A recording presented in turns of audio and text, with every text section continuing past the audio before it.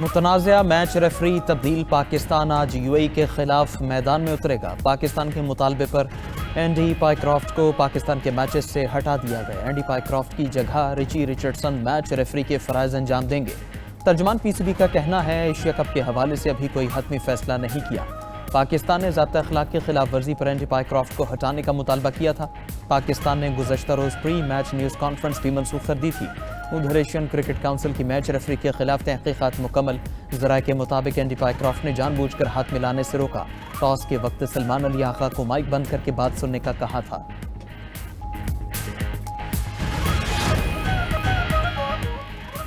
بدترین سیلاب نے گھر چھوڑے نہ کھیت کھلیان، جنوبی پنجاب میں سیلاب سے ہر سو تباہی۔ ملتان کی تحصیل جلال پور پیروالا اور شجاعت شدید متاثر علاقوں کو دیکھ کر دریا کا گمان ہونے لگا۔ درجنوں دیہات ڈوب گئے، ہزاروں ایکڑ پر کھڑی فصلیں تباہ۔ متاثر افراد کھلے آسمان تلے بھوک اور بیماریوں سے لڑنے پر مجبور۔ غیر معمولی سیلاب سے جنوبی پنجاب میں متعدد حفاظتی بندوں میں شگاف۔ سیلابی پانی کے پار سے موٹر وے M5 کو چند مقامات پر نقصان پہنچا۔ احمد پور شرکیہ میں سینکڑوں مکان زمیں بوس، بستیاں ویران۔ بہاول پور، بہاول نگر، عارف والا، قصور میں بھی ہر طرف تباہی کی داستانیں۔ مال مویشی بہہ جانے سے روزگار کا واحد ذریعہ بھی ختم۔ مرید کے فیروز والا اور شرپور شریف میں 34,000 رقبے پر کاشت، دھان کی فصل کو شدید نقصان۔ مظفر گڑھ میں متاثرین ٹوٹے گھروں اور بیمار بچوں کے ساتھ امداد کے منتظر۔ سیلاب متاثرین کا کھانے پینے کے سامان کی قلت اور امداد نہ ملنے کا شکوہ۔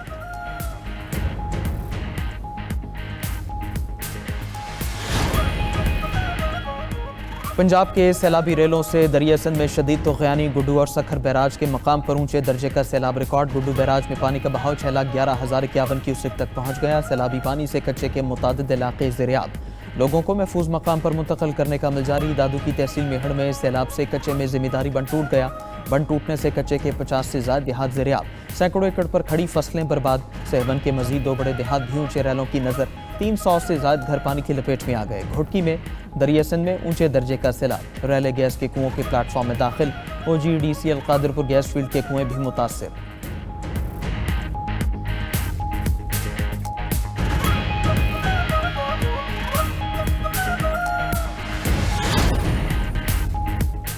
امریکی ناظم الامور نٹلی بیکر کا قصور میں فلڈ ریلیف کیمپ کا دورہ۔ سیلاب سے بحالی کی پاکستانی کوششوں میں ساتھ دینے کے عزم کا اعادہ۔ ریلیف کمشنر پنجاب سے ملاقات میں امریکی ناظم الامور کو سیلاب زدہ علاقوں میں ریلیف آپریشن پر بریفنگ۔ اس موقع پر نٹلی بیکر نے کہا ضلعی انتظامیہ ریسکیو نے یقینی بنایا کہ کوئی جانی نقصان نہ ہو۔ سیلاب متاثرین کی بحالی میں امریکہ مدد کرے گا۔ نٹلی بیکر نے متاثرہ اضلاع میں بے گھر خاندانوں اور امدادی کارکنوں سے ملاقات بھی کی۔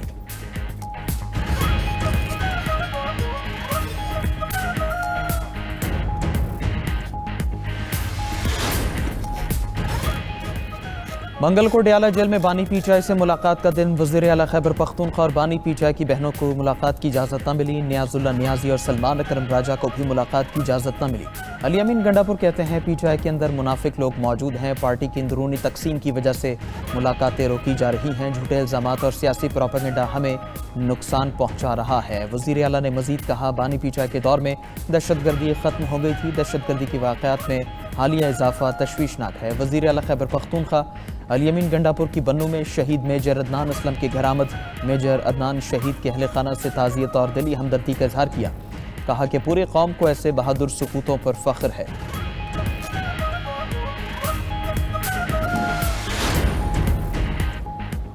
بانی پی ٹی آئی کے ایکس اکاؤنٹ سے ریاست مخالف مواد پوسٹ کرنے کا کیس۔ FIA سائبر کرائم نے تحقیقات کا آغاز کر دیا۔ ذرائع کے مطابق FIA سائبر کرائم کی 3 رکنی ٹیم کی اڈیالہ جیل میں بانی پی ٹی آئی سے تحقیقات۔ آپ نے ایکس اکاؤنٹ کا ایکسیس کس کو دیا ہوا ہے؟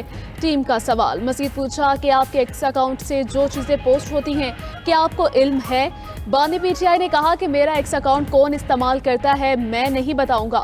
بانی پی ٹی آئی نے FIA ٹیم سے تحریری سوال نامہ مانگ لیا۔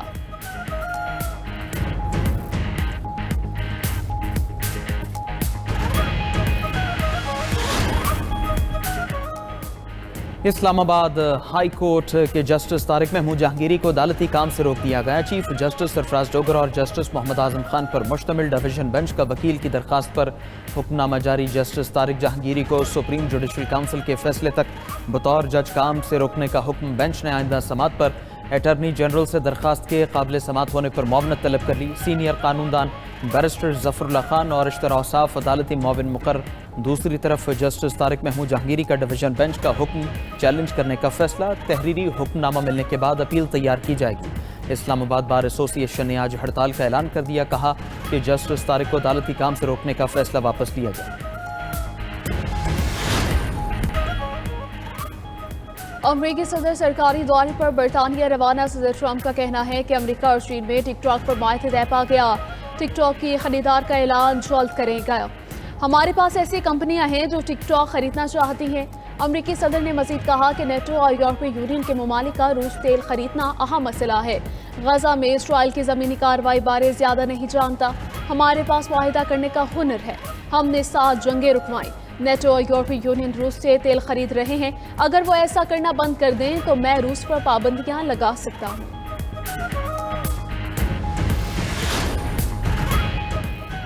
غزہ پر اسرائیلی فوج کی بمباری سے مزید 68 فلسطینی شہید، متعدد زخمی۔ صہیونی فورسز کی فائرنگ سے امداد کے متلاشی 13 افراد نے دم توڑا۔ غزہ میں غذائی قلت سے 3 افراد دم توڑ گئے۔ غزہ شہر کے وسط میں اسرائیلی فورسز ٹینکوں کے ساتھ داخل، ہزاروں فلسطینی شہر چھوڑنے پر مجبور۔ 1 لاکھ سے زائد افراد وسطی غزہ چھوڑ چکے۔ حماس کی اسرائیل کو وارننگ، کہا زمینی آپریشن غزہ کے شہریوں کے ساتھ اسرائیلی قیدیوں کی زندگیاں بھی خطرے میں ڈال رہا ہے۔ جانی نقصان کے ذمہ دار وزیر اعظم نیتن یاہو خود ہوں گے۔ مقبوضہ بیت المقدس میں اسرائیلی قیدیوں کے اہل خانہ اور حامیوں کا مظاہرہ۔ اسرائیلی وزیر اعظم نیتن یاہو سے جنگ بندی معاہدہ کرنے کا مطالبہ۔ مظاہرین نے کہا کہ اگر قیدیوں کو کچھ ہوا تو ذمہ دار نیتن یاہو ہوں گے۔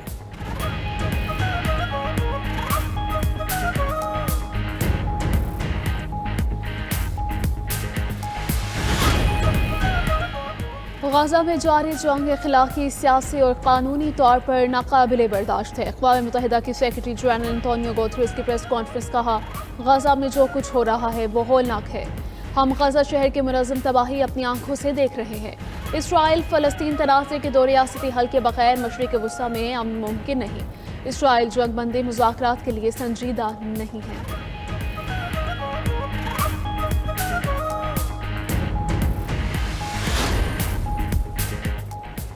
اقوام متحدہ نے غزہ پر اسرائیل کی جنگ کو پہلی بار نسل کشی قرار دے دیا۔ اسے روکنے کے لیے اقدامات نہ کرنا شریک جرم ہونے کے مترادف ہے۔ سربراہ UN human rights inquiry commission Navi Pillay نے دنیا پر واضح کر دیا۔ مزید کہا اسرائیلی صدر، وزیر اعظم اور سابق وزیر دفاع کے بیانات سے نسل کشی واضح ہے۔ ادھر لگزمبرگ نے بھی فلسطین کو بطور ریاست تسلیم کرنے کا اعلان کر دیا۔ لگزمبرگ رواں ماہ کے آخر میں اقوام متحدہ جنرل اسمبلی میں فلسطین کو تسلیم کرے گا۔ وزیر اعظم اسکاٹ لینڈ کا کہنا ہے غزہ میں ہونے والی نسل کشی پر ہم خاموش نہیں رہ سکتے۔ اسرائیل کو جواب دہ ہونا چاہیے۔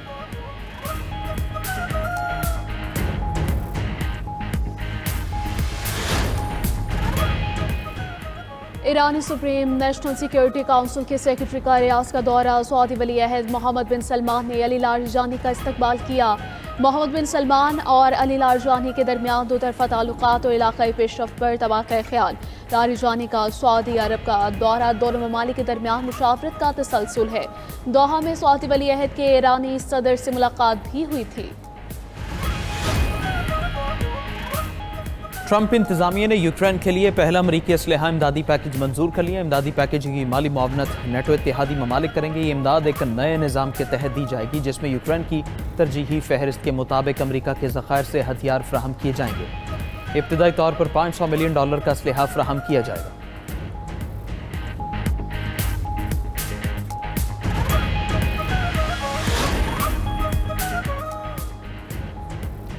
اگر امریکہ نے حملہ کیا تو مسلح جدوجہد کے لیے تیار ہے۔ صدر وینزویلا نے امریکی فوجی سرگرمیوں کو یک طرفہ جارحیت قرار دے کر شدید مذمت کی ہے۔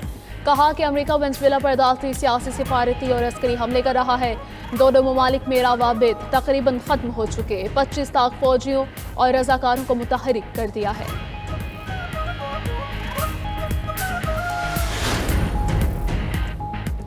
چین میں اب روبوٹ کوڑا اٹھائے گا۔ چین نے صفائی کے لیے اپنا جدید سمارٹ کلیننگ روبوٹ متعارف کروا دیا۔ خبر ایجنسی کے مطابق جنوبی چین کے گوانگ ڈونگ صوبے کے شینزن شہر میں بڑے پیمانے پر صفائی کے روبوٹ تعینات کیے گئے۔